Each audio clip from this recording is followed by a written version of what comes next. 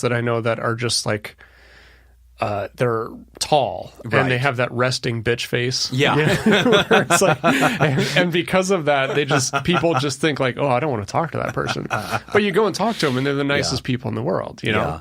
And guys, for all listeners everywhere, this comes back to something I want to challenge you to do. I want you to, from time to time, check in with other people and ask what impression they have of you. What was their first impression of you? How did they originally get to know you? Because we put off these vibes that we don't even realize that we do.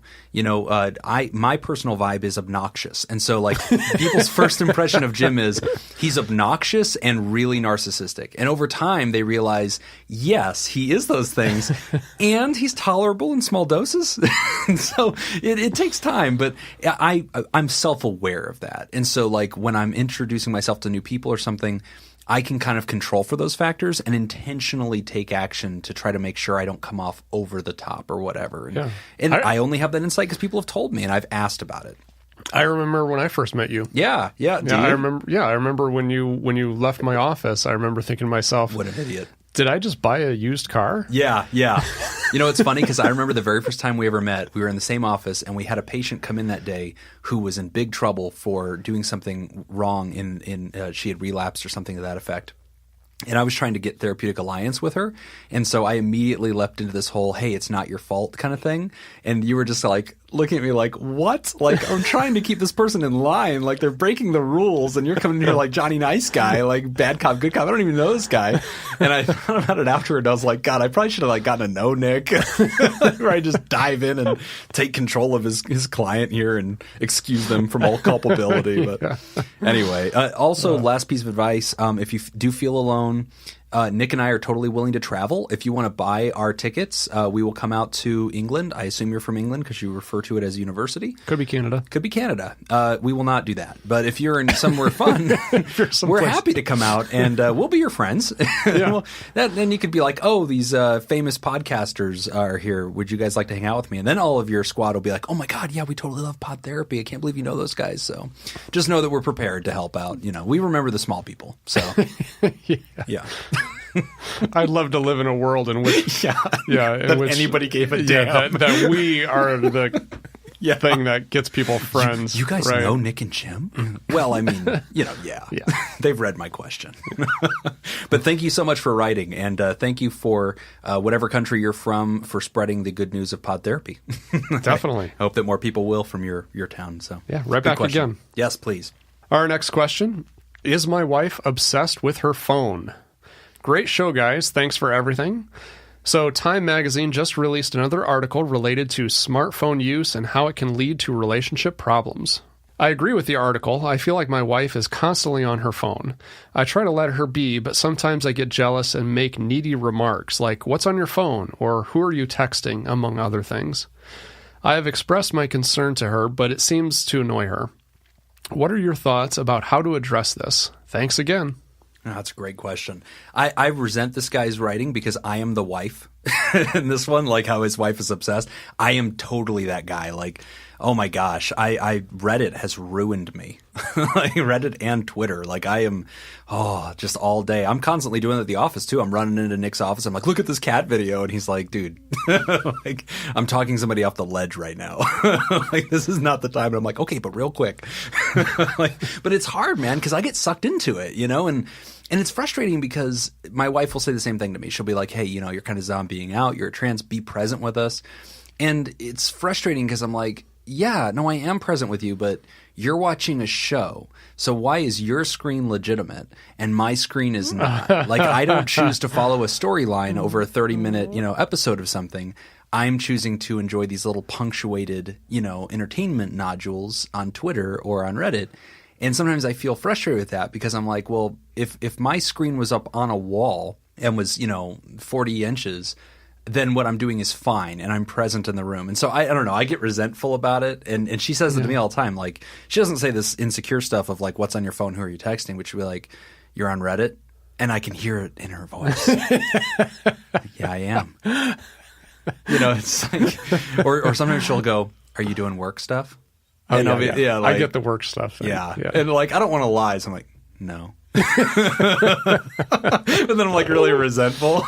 Yeah. But Nick, you've worked a lot with technology, Okay, addiction. Yeah, so here's what I want to do for this one, because this is a really good question. And this is something I think is going to become a bigger issue as time goes on. But I can kind of divide this into two parts, two issues potentially. Okay. There is the issue of being on the phone, which is one. Then there's the issue about the needy remarks. Yeah. So let's take the needy remarks thing. Let's put that on the back burner for right now. Okay. Let's talk just for a second about the relationship thing, about the being on the phone. Okay. Because you almost had me sold, Jim, on your argument, because that's a solid my TV argument. Thing? Yes. Yeah, thank it's you. Like, why does the size of the screen matter? Yeah. Yeah. Why is that more important than what I have in front of me? Yeah. If I didn't have my head tipped down looking at it, you'd be cool with this. Here's where I'm probably going to take your wife's side. Okay. I'm prepared. This is intervention. There is no podcast, is there? This is all just an intervention? Yeah. All right, everybody, come on. What the hell, Scott? You were in on this?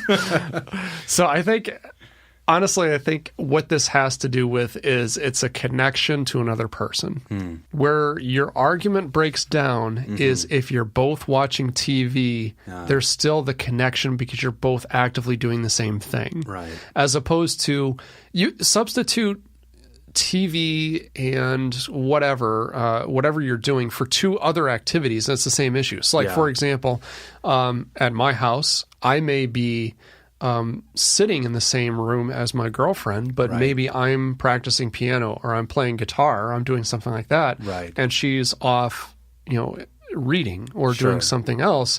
There's no, even though we're in the same presence, there's no actual shared connection. Activity. Right. I hear you.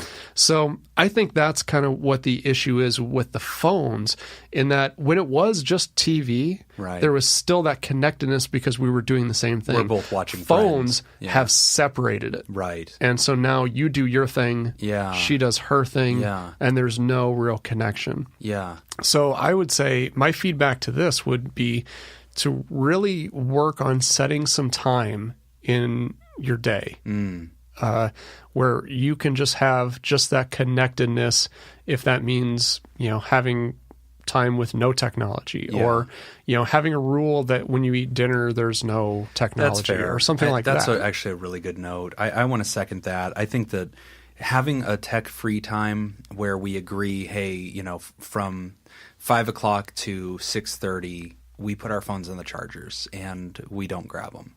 Let's just interact. Let's go back to the awkward silences of, watching the commercials or eating grapes and just talking or having a glass of wine. That is great advice, and I agree. I'm still going to be slightly defensive, but hear me out. Because I've seen people that post these pictures on Reddit that say, oh, all those darn millennials, ignoring each other in the same room. And it's a picture from the 1920s of a bunch of guys on a train reading newspapers and not saying a word to each other. Yeah. So I feel like it is humanity to, kind of want to pivot away and to be in a room of others and be doing your own thing. And I feel like we need to be careful not to criminalize that just because of this new technology. And new technology always gets seen as suspect, right? Because everybody the boob tube, TV was like all these kids, on their TV. And back in my day, we used to do hooping a stick, and like we all just go outside and play in the dirt. And like, yes, but, back in my dad's day, it was comic books. It was like, oh, you kids and your comic books, and so I don't know. I feel like anytime humans trance out into something that's not part of their situational awareness, we can feel bothered by that, ignored by that, which is, I think, genuinely a fair thing. I think you could replace phone with book. My wife's reading books when she gets home. That's what she wants to do, and I feel ignored by her. Replace that. And I think it comes back to Nick's advice is still completely correct. What does it mean to budget some time to say, this is engagement time? Yep. Now, to the second item. Let's pull that other thing off the back burner. The other thing that you said is the needy remarks. Yeah. Getting jealous. So I would encourage you, listener, to take a look at that. Yeah. Really take an honest look at that and kind of ask yourself, what's behind that? What is supporting, what's going on there? Because obviously there's something that you're feeling about that. And that feeling is based off of some kind of belief system. Yeah. And I'm not sure if that belief system is a healthy belief system, or maybe this could be harmful to the relationship. Well, let me get to the point here, because Nick's being very therapeutic. I'm being. let me get to the point. You're insecure and you're acting jealous, okay? And you're acting a little paranoid. And who are you texting? What are you doing? She's so interested in her phone that there's a concern of like there's somebody on the other side of this. Sure. There's a guy that she's talking to. Sure. I think that's what Nick's kind of trying to hint at here. So I'm just going to come right out and say it. That's probably now maybe that's not it. But asking who are you texting, and those sound needy and jealous. I mean, those are your words, not ours. I think that you need to take a look at that, because here's a rule of thumb I tell couples all the time. If you're feeling insecure or jealous about your mate and you're concerned about who they're talking to, it's okay to express that. It's okay to say, hey, this is some of my truth. I do need to be a little bit reassured because I don't think we have some trust. Okay, cool. Talk about it, flesh it out. And they're allowed to be bothered by that. And they're allowed to say, that's annoying to me. I'm not attracted to you when you're insecure and jealous. Okay, but let's continue to have this dynamic conversation, right? Yep. But the thing I always remind the person about is there are so many billions of humans on this earth. You have to be likable, and you have to be the one they choose pretty much every day, because there's always alternatives. So there is no such thing as playing defense in relationships where you can stop them from ever meeting another person at a coffee shop, being hit on, especially if you're a guy and you're dating a good-looking girl. She's going to be hit on a million times, and she's got to choose you. So invest in you and invest in that relationship. There is no ability to like grab her phone and figure out who she's talking to. So I would just encourage you, don't allow your mind to go down that road too far, because there isn't such thing as defense. You can't play it. Yeah, I like that. I like that, just that saying there's no playing defense in relationships. No. I would agree with that. 100%. You can't do it. So you just have to be the best version of you. And if you're concerned, bring it up. But try not to bring it up in an insecure kind of way, because that is not very attractive and it shows weakness. And, I don't mean to play into stereotypes, but I don't encourage it. I think you can approach and say, hey, let's have some engagement time. Let's take away the phones. But, if you're worried they're texting somebody else, ask them. Right. And it would be interesting to look at, just taking care of that first issue, how that would affect the second. Let's start there. Yeah, having good quality time together. Maybe that will decrease some of your insecurity about who she's talking to. That's a great point. Start there. Mm-hmm. And if that helps, great. And if not, go get a marriage and family counselor. Yep. Great question. Thank you so much for submitting that. And now we have one that I am really excited to tear into. Is my husband having an emotional affair? Is my husband having an emotional affair? My husband and I are in our mid-30s, married for 6 years, together for 10 years. We had sort of drifted apart, not communicating well, becoming self-absorbed. We're still having fun and stuff, but I guess we weren't connecting emotionally. During this time, he got really close to an ex-colleague of his who he would chat with all day, meet multiple times a week, even stay out drinking with her till 2 or 3 at night in bars. Initially, I was okay with it. I even met her a couple of times. Maybe, in fact, tried to act too cool with it. Oh, you're going out drinking with her? Go ahead. You guys will talk work. I'll just get bored. That kind of thing. He thought she was really fun. He loved her attitude to life, and he kept saying that he had a real connection with her. She, too, has been going through major marriage problems. I brought up a few times how much he was overdoing communicating with her, and slowly, very slowly, he started setting boundaries, like no calling, no texting her while he and I are together, and no talking about our relationship problems with her, etc. This weekend I was away, and he ended up spending pretty much every evening with her, which he had told me he was going to do.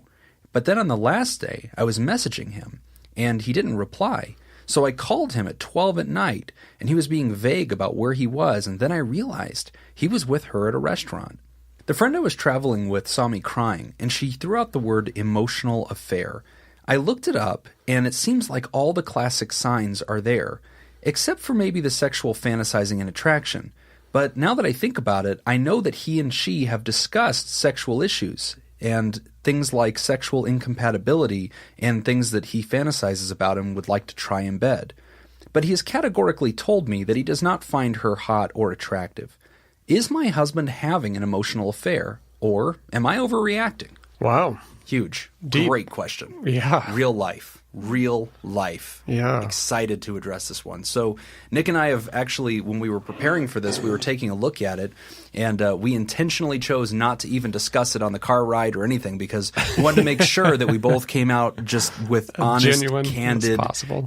reflection on it. So, Nick, as you hear this, take us through it. What are